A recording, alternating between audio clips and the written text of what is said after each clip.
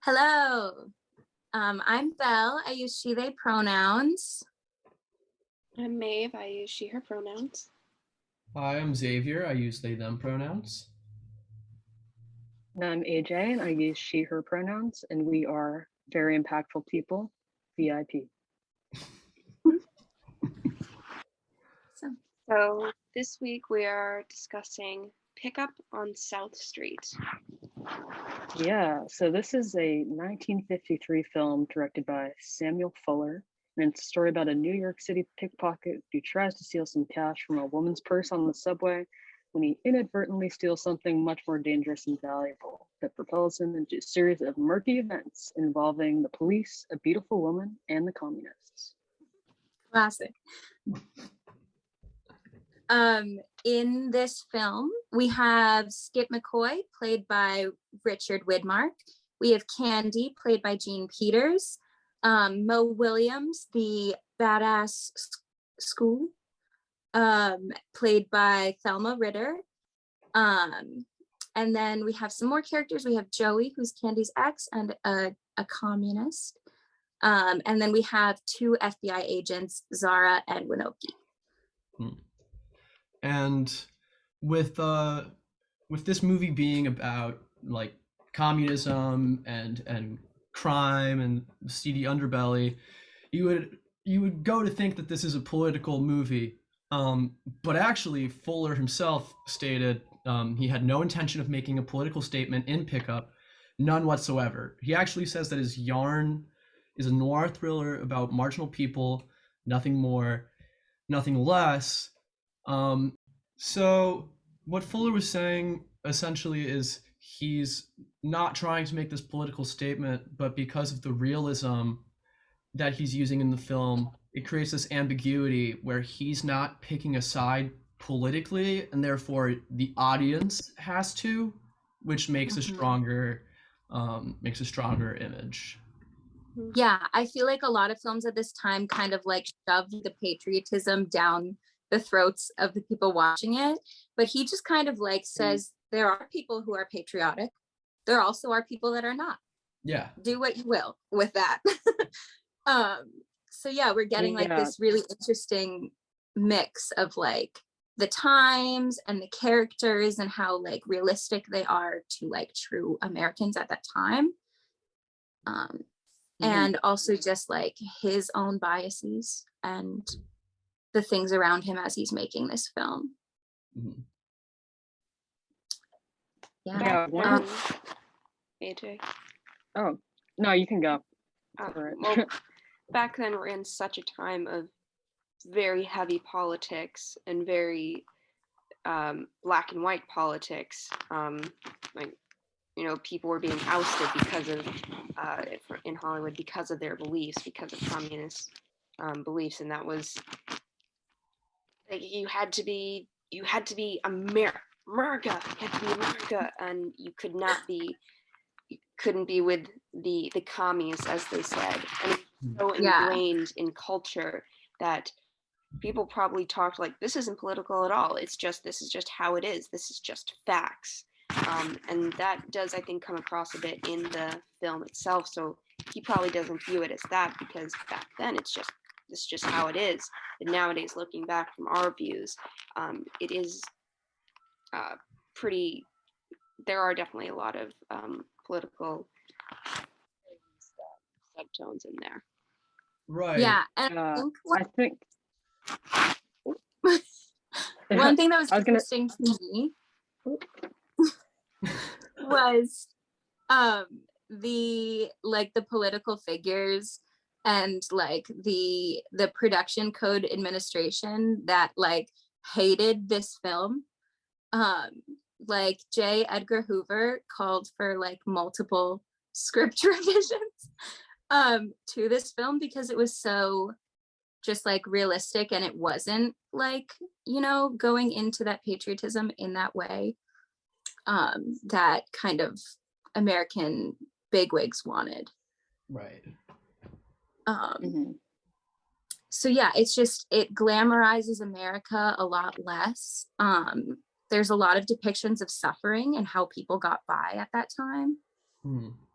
Yeah, I think there's a one quote from Fuller's autobiography where he says, "All over the world, you'll find small-time crooks like Skip, Candy, and Mo living on the underbelly of society, struggling to survive with their scams, abiding by their own unwritten codes of ethics." So there's this whole kind of other world of that's kind of slightly removed from this like political world where it's like you have to do certain things to survive. I mean, you can still have political opinions like Mo does, certainly, but then you also get characters like Skip, who he really doesn't care who you are. He's just sort of, doing what he has to do to survive and, pickpocket here and there. Yeah. Yeah, and he, I feel like, has really understood that the way for him to get what he needs, which pretty much for him is always money, he's figured out like the only way to get that is to like stay removed and stay in a mindset where you will take money from anyone, regardless of political party. Mhm.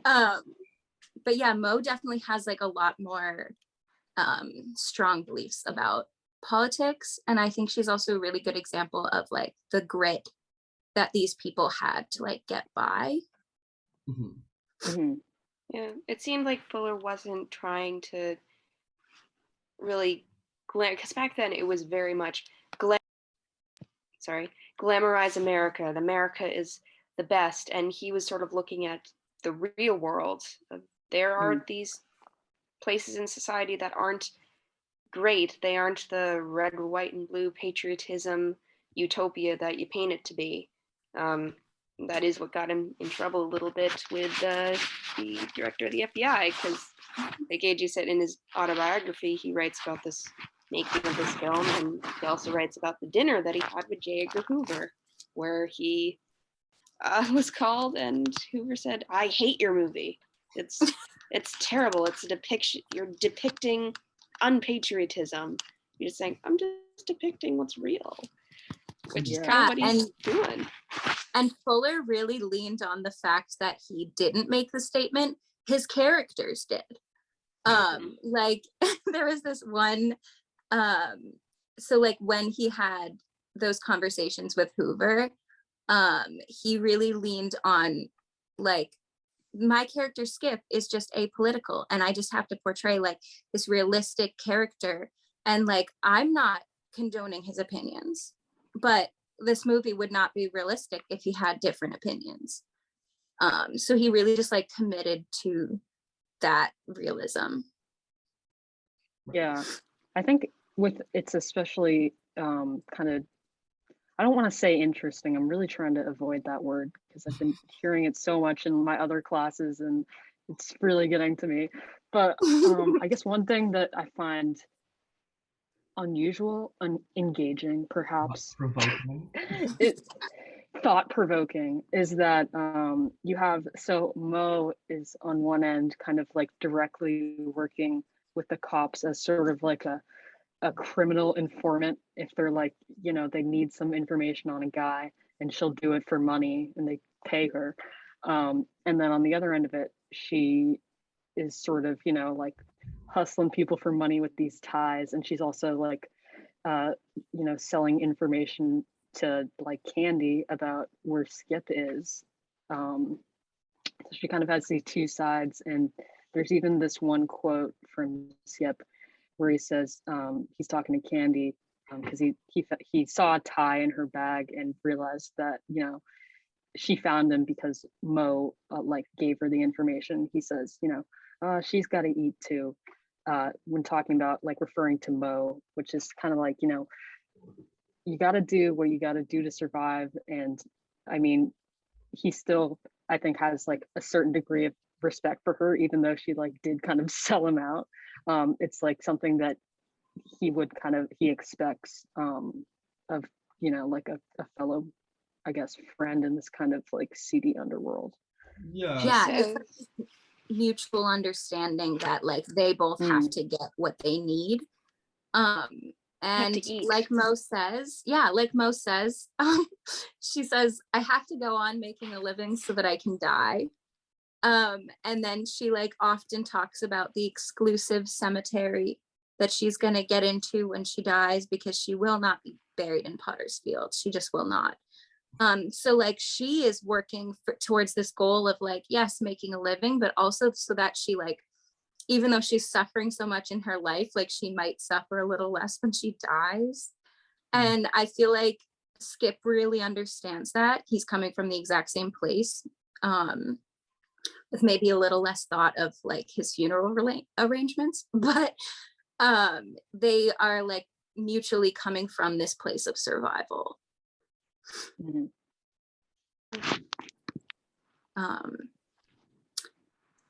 Another definitely like pillar of this movie is like the interactions between characters who represent patriotism and characters who represent like being apolitical. Mhm. Like when Zara, one of the agents, is talking to Skip, when they bring him in for questioning, they say like, you know, if you cooperate, you'll go free.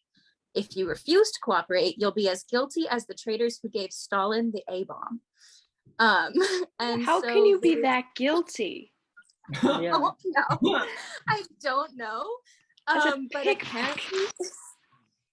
apparently like any interaction with communism at all is like equatable to like mass death. Yeah. Yeah. Being Stalin. Yeah, You like think. and so Skip says, "Are you waving the flag at me?" And he's just like, I feel like there's like a meaning underneath that, which is like Zara's saying like, you know, you're evil if you don't believe in patriotism. And Skip is saying, well, like, I don't, so stop trying to make me care about America.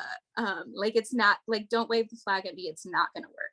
Yeah, because he's not even that like the thought of yes, America, that's my country is not even being processed at all. He's literally just in his own world, just doing his own thing, being the best pickpocket and folding his newspaper like a taco when he steals. Like that's all he's focused on, and nothing Yeah, else. like, he truly will not be propagandized. And I don't know that he's recognizing it as propaganda or if he's just recognizing it as something that will not serve him. But I he think like the will latter. not taking it. Yeah, like he just knows like, okay, believing in the American system is not what's going to get me money and it's not what's going to get food on my table. Right. So I really could not care less about it, to be honest. Yeah.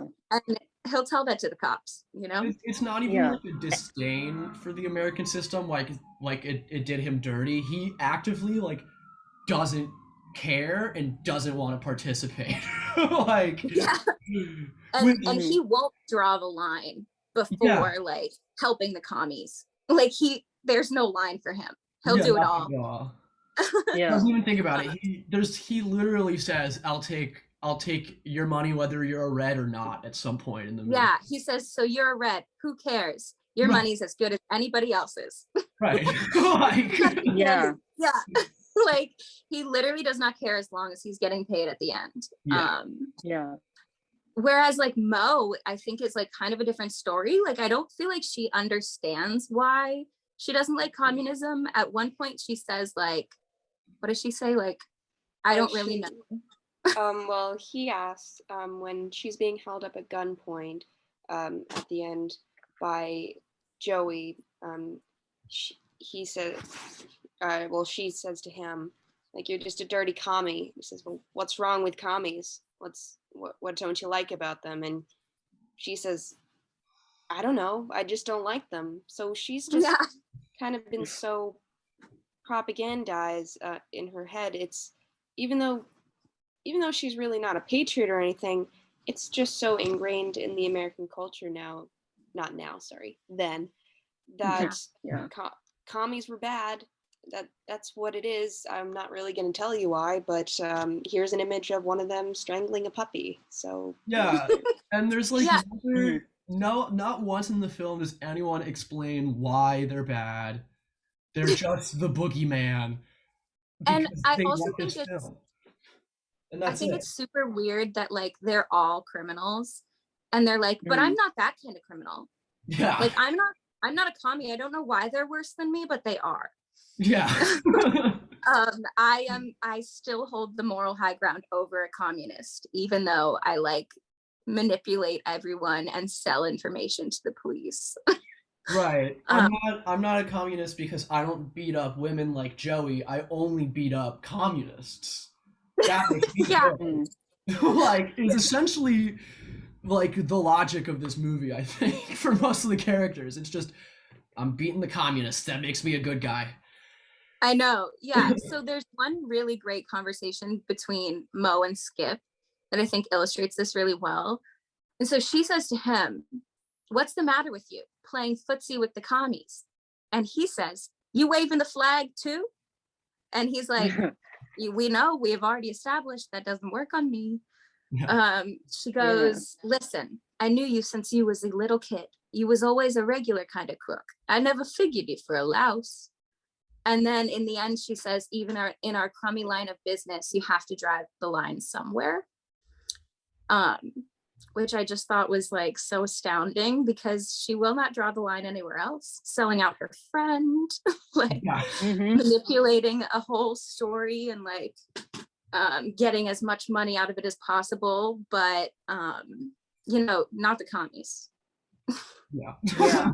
I think the idea of like, waving the flag is kind of like, I think both maybe Mo and Zara are assuming that at his core, Skip has some like moral ties to like America and like loving Yeah. where he's from and loving his country, and they think that like that's going to work on him, that like bringing up like being a patriot and doing like good things for your country, or just like fighting crime, sort of like the communists, is going to work for him. And he like every time he says like that's not going to work on me because I really don't care, like I'm not a model citizen, like look at me, I'll just do what I have to do to survive, and I'll take money from anybody.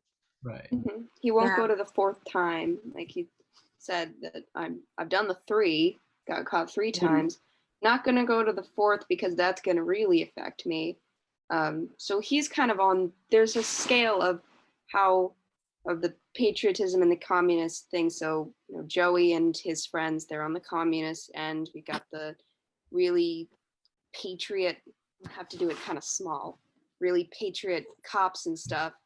And then in the middle is Skip, and then a little bit over here is Mo, because like Mo doesn't do that thing with the waving the flag because they're saying, just do it for the greater good. Just give us the information of who this guy is. Well, I gotta live too, but she has been influenced by the propaganda, so she still draws the line of, well, I'm not going to help the communists.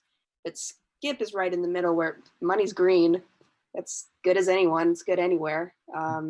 So there really is just that scale of, we got communists, we got patriots, we got Skip, and then actually I'm wondering where do you think Candy falls? Because I think she slides a little bit. Candy does slide a little bit, and I think it's also made like it's like emphasized by the fact that sometimes she has no idea who she's working with. Yeah, Because she Or didn't like- know about exactly. the communism. like I wanted to say that she is almost like an oblivious, not a bystander, but like an oblivious participant. yeah, She has no idea what she's actually like doing. Like she's been making these drops and she doesn't know like what it is. She doesn't have any like deeper thoughts about what it might be. It's just kind of like, oh, I'm doing this for my ex and whatever, this is like the last time I'll do it. Which that, that's pretty. And she really has like no reservations about like going into situations to protect Skip specifically. Like Yeah. she won't tell Joey where he lives, and he like beats her up. So it's kind of weird. Like she's I think oblivious and then also takes like these extraordinary risks, and for what?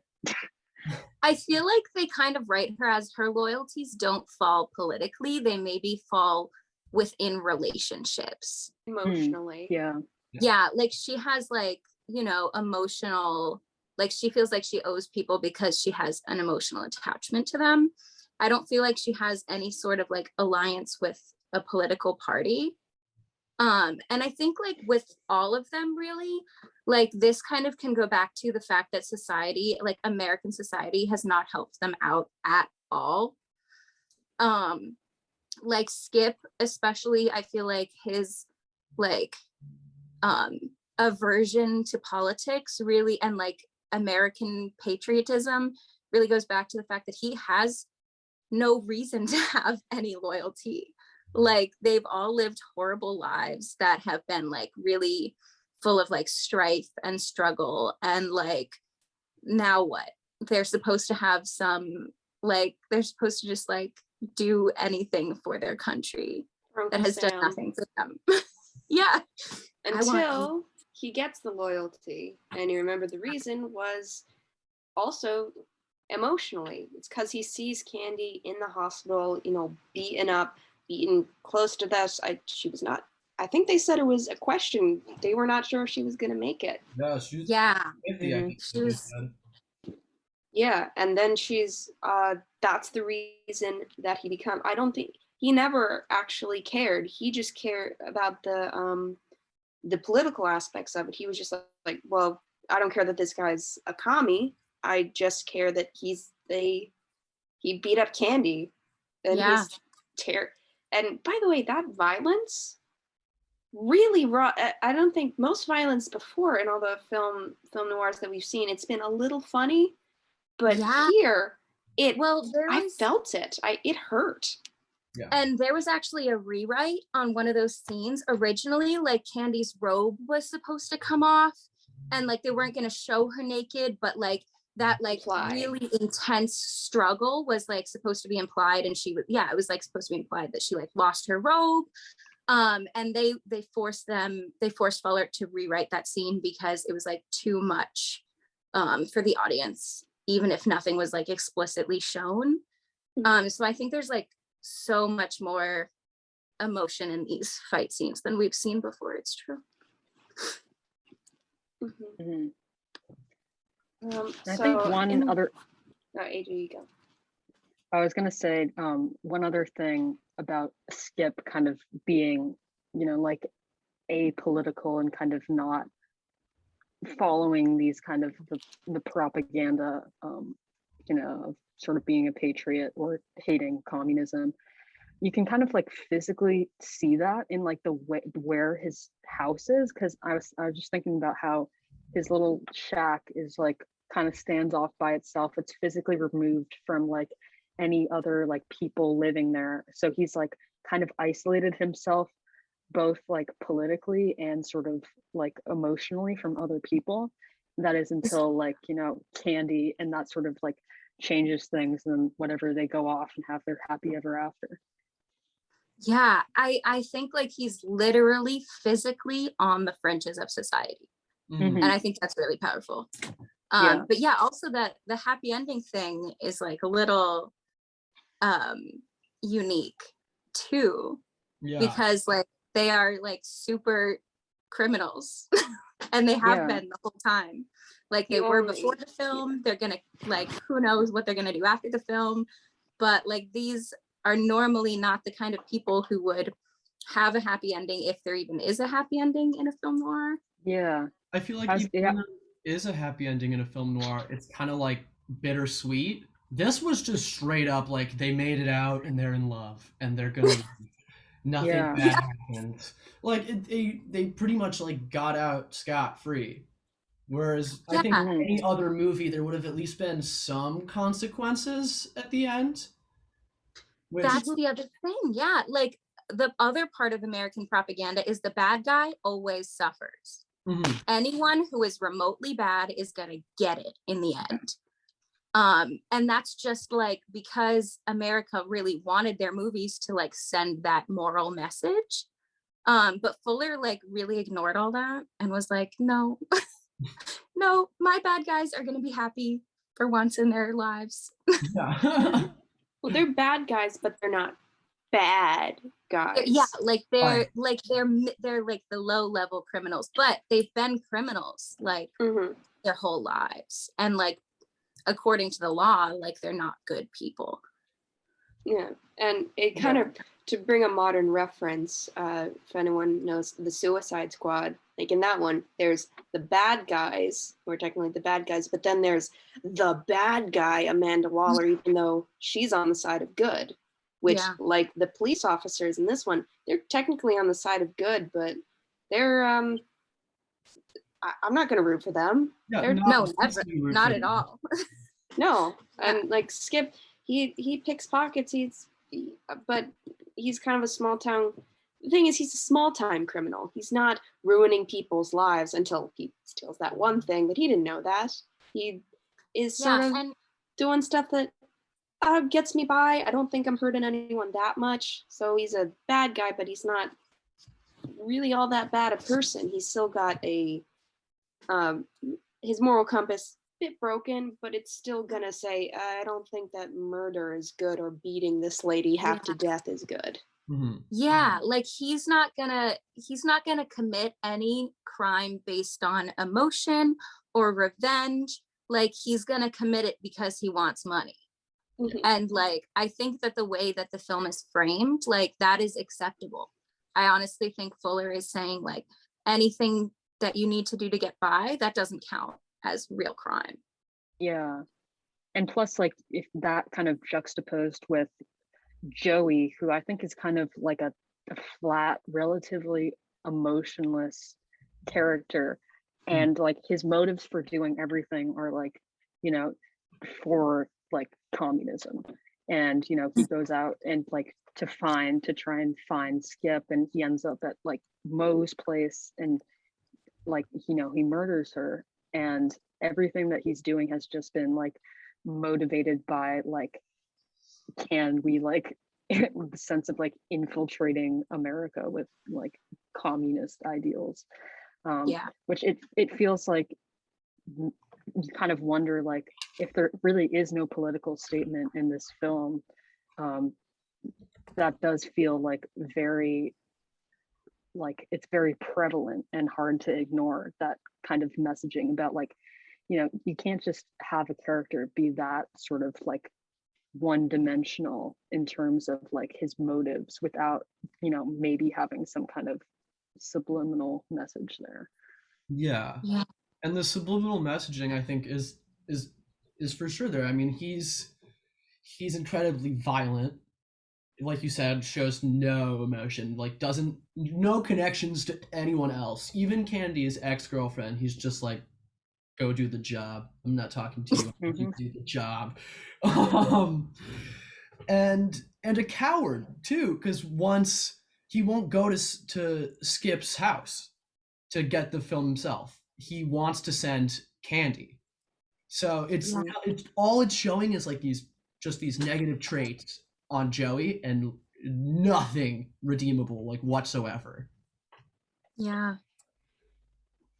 And yeah, I think like when we're looking at that portrayal of like the tangible communist in the film, like I definitely understand how certain people read that film as like anti-communist, but I honestly think it is a lot more open to interpretation than that. And like I feel like the levels of nuanced like messages that are being sent are like a lot more complex than just like communism bad, America good, like other films from this time are. Yeah, because then all the main characters are criminals, and you like are rooting for them, and the messaging of the film itself is essentially capitalism is making these people do these bad things. Which in the end is sort of a communist message. So like even though the communist is a bad guy, like the cops are bad too, and the system is even worse. The system is the real enemy. So I think he's also pushing back on people who felt they needed to make an overly political statement, and like it, you know, films that are so full of that Cold War paranoia. And he's saying like you can send the same messages without forcing these things down people's throats. Right. Just let the audience think for themselves for a second. And it's incredibly more impactful that way, because then it feels like I did that all on my own. I made that connection all by myself. Wow. We would Like, know what obviously impactful it is. So impactful. Yeah. Yes, exactly. Yeah, you only need to put like a small dollop of stuff in there. You Right. don't have to put an enormous, you don't have to overwhelm it with just a wave of just Interesting just covering it with just a huge smock. Right. Yeah, huge smock. Covering it with this huge smock of messaging. Just have a little dollop Yeah. in there, and then you're Little good. dollop. And that's what makes Yeah, a a really good dollop is film. enough. is all you need. That's all Yeah. you need there. Yeah. And that is how to be the most impactful. And we should know because we are very impactful people. Very Yes. impactful, whatever this means. Yeah. Still. It's Will the we ever find parentheses. out? Parentheses, we are very and we hope It's you've like enjoyed. yeah. It's a very Hope you've impactful enjoyed. discussion. Yeah. Yes. And thank you so much for allowing us to have an impact on your life. Having a Yeah, just a small dollop of impact, not a huge Small. smock of impact, just No. a small dollop. Right. Yeah, we'll be back to impact you more next week. Yeah, we're And gonna some take so off interesting. from Carmack for now, and we'll give you some bad mouthfeel on some film noir next week. Yeah. All right. Have an impactful life. We'll see you all next week. Right.